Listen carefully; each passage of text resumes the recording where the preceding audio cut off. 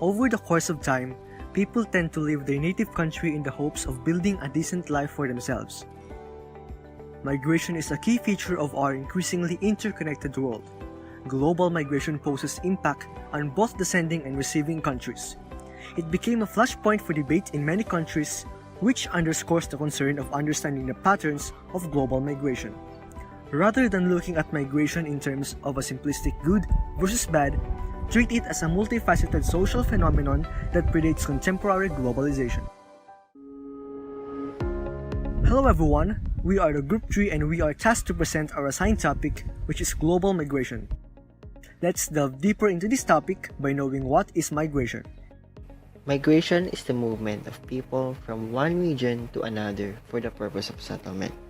Immigration is the movement of people into country to settle. Emigration is the process by which people leave a country to settle in another country. Migration. As a result of social, economic, and political changes, migration as a worldwide issue has brought about 80 million migrants and 20 million of them are refugees. Movement of people from one region or society to another for the purpose of settlement. Two main types of migration. Internal migration, moving within a state, country, or continent. External migration, or in other name international migration, moving to a different state, country, or continent. Other types of migrants: the immigrants, workers, illegal migrants, petition migrants, the refugees, or asylum seeker. First of those who move permanently to another country, or the immigrants. The second refers to workers who stayed in another country for a fixed period of time, at least 6 months in a year. Illegal migrants comprise the third group, while the fourth are migrants whose family have petitioned them to move to the destination country. The fifth group are refugees, also known as the asylum seeker, those unable or unwilling to return because of a well-founded fear of persecution on account of race, religion, nationality, membership in a particular social group, or political opinion. The push factors and the pull factors. Push factors: unemployment.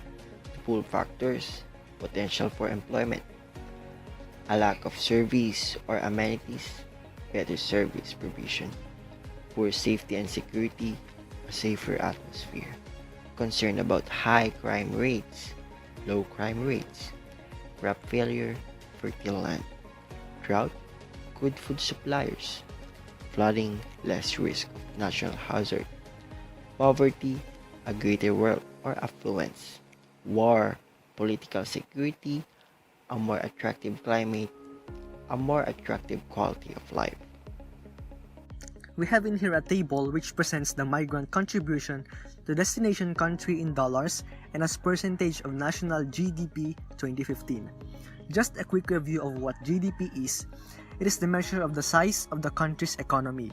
It stands for Gross Domestic Product. Simply put, GDP is the total value of goods and services produced in the country. Hence, it measures how large the economy is. So going back to the table, we can see that migrants have a relatively large amount of contribution to the destination country. Though it is not that big enough, still they contribute a lot to the country's economy. If we were to think that if that amount ay napunta sa developing country na nanggalingan nila, it could have been better for it to attain higher GDPs. Let's now move on to the rising issue of whether migrants are assets or liabilities to national development. It is similar to the question, is global migration good or bad? So if one sees that migrants are liabilities, then migration is the problem. We have this group of anti-immigrants and nationalists. They believe that government must control legal migration and stop illegal entry of foreigners. This group gains influence and shares similar belief with political leaders like US President Donald Trump and UK Prime Minister Theresa May. Trump also attempted to ban travel into the United States and speaks of building a wall between US and Mexico. The bottom line is that former President Trump argues that unlawful residents are unmitigated drain on the American economy. However, those who cross in the US without documentation also lower costs for their employers and represent a sizable community. These assertions of the government were belied by the 2011 Harvard Business School survey on the impact of immigration and concluded that the likelihood and magnitude of adverse labor market effects for native from immigration are substantially weaker than often perceived. And with that, we can say that migration is not a hindrance since it does not oppose the country's national development. The Organization for Economic Cooperation and Development, OECD, says that migration is an asset, not a liability.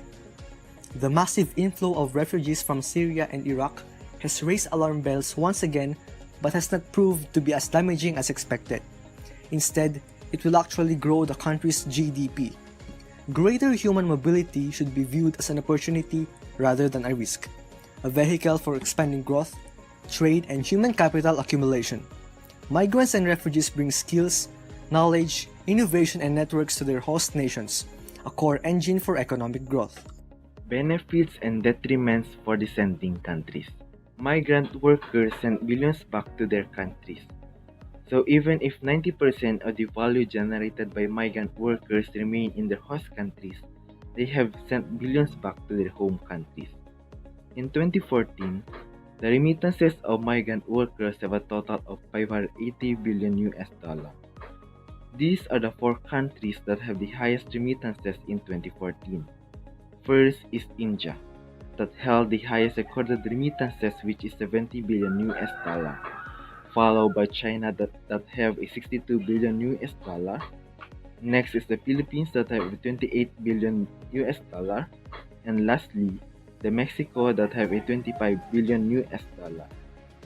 These remittances make significant contributions to the development of small and medium-term industries that help generate jobs. It means that this large amount of money transferred from the prosperous developed world to the poor developing world are often viewed as key to the largest economic development. Remittances likewise change the economic and social standing of migrants, as shown by new or renovated homes and their relative access to new consumer goods. The purchasing power of a migrant's family doubles and makes it possible for children to start or continue their schooling. Still, there is serious concern about the economic sustainability of migrant monies. The Asian Development Bank observed that in countries like the Philippines, the remittances do not have significant influence on other key items of consumption or investment, such as spending on education and healthcare. A further analysis using logistical regression shows that remittances therefore may help in lifting households out of poverty, but not in rebalancing growth, especially in the long run. Most importantly, global migration is siphoning qualified personnel and removing dynamic young workers. This process has often been referred to as a brain drain. According to Julie Young, brain drain is a slang term indicating substantial immigration or migration of individuals. A brain drain can result from turmoil within a nation, the existence of favorable professional opportunities in other countries, or from a desire to seek a higher standard of living. And also, according to McKinsey Global Institute, countries in sub-Saharan Africa and Asia have lost one-third of their college graduates. 60% of those who moved to Organization for Economic Cooperation and Development destination were college graduates, compared to just 9% of the overall population in the country. 52% of Filipinos who live for work in the developed world have tertiary education, which is more than double the 23% of the overall Filipino population.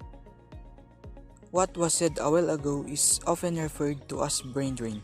The term brain drain refers to the international transfer of human capital resources, and it mostly refers to highly educated people migrating from developing to developed countries.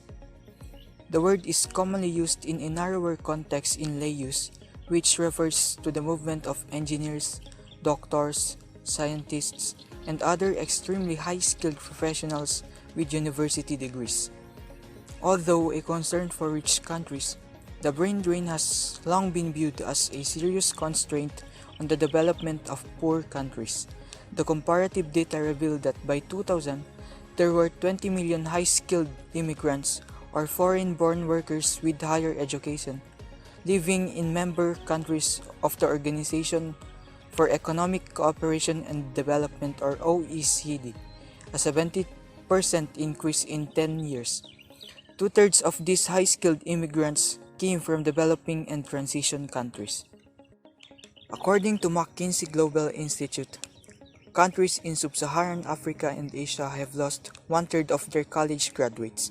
60% of those who moved to OECD destinations were graduates, compared to just 9% of the overall population in the country. 50% of Filipinos live for work in the developed world have tertiary education, which is more than double than 23% of the overall Filipino population. Furthermore, the loss of professionals in certain key roles, such as doctors, has been detrimental to the migrants' home countries. In 2006, some 15% of locally trained doctors from 21 sub-Saharan African countries had immigrated to the United States or Canada. The losses were particularly steep in Liberia, where 43% of doctors left, Ghana 30%, and Uganda 20%. When it comes to governments, they are aware of this long-term handicap, but have no choice but to continue promoting migrant work as part of state policy because of the remittances' impact on GDP. They are equally concerned with generating jobs for an underutilized workforce and in getting the maximum possible inflow of worker remittances. Governments are thus actively involved in the recruitment and deployment of workers, some of them setting up special departments like the Bureau of Manpower, Employment, and Training in Bangladesh, the Office of Protector of Immigrants within the Indian Labor Ministry, and the Philippine Overseas Employment Agency or POEA. The sustainability of migrant-dependent economies will partially depend on the strength of these institutions. The systematic abuse of men, women, and children is intolerable nowadays. Traditional approaches to preventing human trafficking and bringing offenders to justice have had some small impact on the global phenomenon, but not enough. Even if one young person is denied the benefits of childhood and one young woman is exposed to the harsh degradation of sexual abuse, we must renew both our determination and our efforts to protect those who are vulnerable. So, what is human trafficking? It is the second largest criminal industry in the world and the fastest growing. It is the form of modern-day slavery. It means that when someone's body or labor capabilities is being controlled and used to completely benefit another through profit. People who are poor and isolated are being targeted by the human traffickers. Social exclusion and economic vulnerability are all the results of policies and the practices that marginalize the entire groups of people, leaving them especially vulnerable to human trafficking. Natural disasters, conflict, and political turmoil weaken already tenuous social protection measures. Individuals are vulnerable to human trafficking not only because of the conditions in their home countries. The allure of opportunity, the never-ending demand for low-cost goods and services, and the expectation of consistent income lead people into potentially risky circumstances where they are vulnerable to exploitation. Governments, the private sectors, and the civil society groups have worked together to combat human trafficking, yet the results remain uneven. Before we discuss the severe forms of trafficking in persons, first, let's discuss the Trafficking Victims Protection Act of 2000.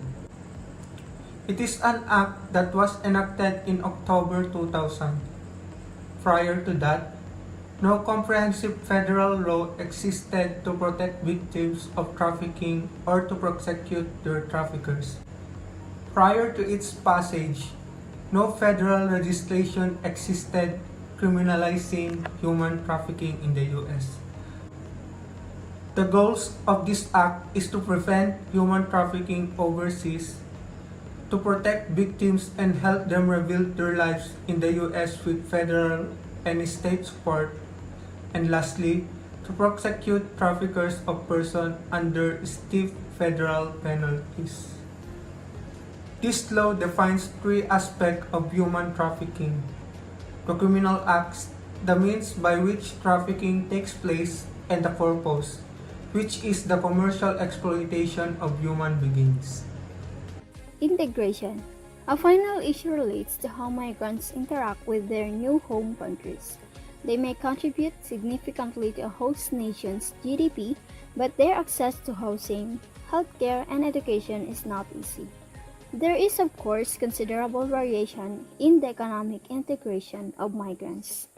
Migrants from China, India, and Western Europe often have more success, while those from the Middle East, North Africa, and Sub-Saharan Africa face greater challenges in securing jobs. In the United States and Singapore, there are blue-collar as well as white-collar Filipino workers. Of these white-collar Filipino workers are the doctors, engineers, and even corporate executives. It is the professional white-collar workers that have oftentimes been easier to integrate.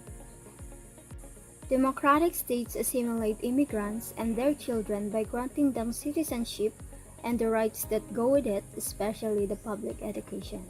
However, without a solid support from their citizens, switching citizenship may just be a formality. Linguistic difficulties, customs from the old country, and differing religions may create cleavages between migrants and citizens of receiving countries, particularly in the West. Crucially, the lack of integration gives xenophobic and anti-immigrant groups more ammunition to argue that these new citizens are often not nationals in the sense of sharing the dominant culture. Migrants unwittingly reinforce the tension by keeping among themselves. The first-time migrants' anxiety at coming into a new and often strange place is mitigated by local networks of fellow citizens that serve as the migrant's safety net from the dislocation of uprooting oneself. For instance, the Chinese Consolidated Benevolent Association of California provides initial support for new Chinese migrants, guiding them in finding work or in setting up their small businesses in the state and elsewhere. So, the drawback of this network is that instead of facilitating integration, they exacerbate differences and discrimination. Governments and private businesses have made policy changes to address integration problems, like using multiple languages in state documents, training programs complemented with counseling that have also helped migrant integration in Hamburg, Germany. Government agencies at national and local levels, employers, trade unions, educational institutions, media, ethnic community representatives, and migrant organizations offer technical support through trainings, workshops, advisory services, and other capacity building initiatives. Migrants who are integrated successfully into receiving societies have accumulated capital and acquired new knowledge and skills and are often well placed to contribute to the development of their countries of origin. Online resources and training sessions with selected experts in migrant education and diversity training and second language theory have proven to be excellent ways of addressing the specific needs of migrants. Hi everyone, my name is Marian Isabel L. Parangan and here to present the conclusion on global migration. As we all know, global migration is defined as a state in which people choose to live in another place within their country or in other countries, and change their place of residence to improve their quality of life. This can be very helpful but also can be a major issue to one's nation and people. The process of global migration is uneven.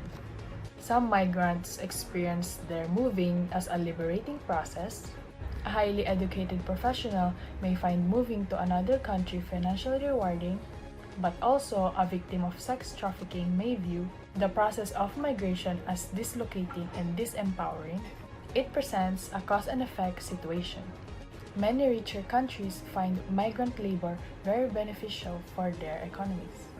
With the aging populations of Japan and Germany, they will need workers from demographically young countries like the Philippines. In countries like the United States, the working populations move to a more skilled careers, leaving some unoccupied jobs. So this is where the economy will need migrant workers. Despite these benefits, developed countries still continue to excessively limit and restrict migrant labor. Some want to preserve what they perceive as local culture by shielding it from newcomers, while other states use migrants as scapegoats, blaming them for economic woes that are in reality caused by government policies and not by foreigners. Scapegoat meaning that the one that takes the blame for others. And economic woes is a condition of deep suffering from misfortune. Different forms of global interdependence will ensure that global migration will still be one of the major issues in the contemporary world. Economies of some countries have become entirely dependent on globalization and rely on foreign labor to continue growing. Examples are Singapore, Saudi Arabia, and even protectionist Japan. They will actively court foreign workers. Countries like the Philippines with the abundance of labor and a need for remittances will continue to send these workers. Hence, it is inevitable that countries will open up again to prevent their economies from stagnating or even collapsing. Some issues that will continue to occur are the following. Xenophobia, meaning disliking people from other countries. Extreme nationalism, meaning extreme devotion to one's own nation in the receiving countries. Dependency, meaning depending on something else in the sending countries. In the end, we cannot avoid actions taken by the country, especially when what they are doing is what will save their economy and stop it from falling. And that will be all. Thank you.